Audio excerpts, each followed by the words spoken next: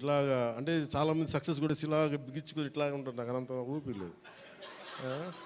అలాగే ఏదన్నా ఫిలిం బాగాలేకపోతే కుంగిపోయి ఇట్లాగా సీరియస్, నాకు రెండు చేయలేను నేను. అలాగే నేను ఓడిపోయినప్పుడు 2019లో అందరూ నా గురించి ఎక్స్పెక్ట్ చేస్తున్నారు, అసలు వీడు ఎలా ఉంటాడో చూద్దామని, అంటే వీడు ఎంత అవమానం పడతాడు అనేది. నేనేమనుకుంటానంటే ఎక్కడో చిన్న ఊళ్ళలో పెరిగి మనం యాక్టర్ అవడమే పెద్ద అనుకుంటే దానికి హిట్టు, ఇప్పుడు అది కూడా పోయి ఇప్పుడు పార్టీ పెట్టాం, ఓడిపోయాం, నాకు అది పెద్ద సక్సెస్ అనిపిస్తే.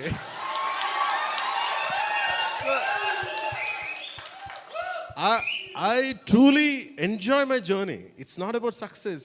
ఎసెట్ ఒక అడుగు ముందుకేస్తున్నావా లేదా అనేది. అలా అడుగు ముందుకేసుకుంటూ వెళ్తేనే కదా ఈ రోజున కూర్చొని డిప్యూటీ సీఎంగా మీ ముందుకు వచ్చాను.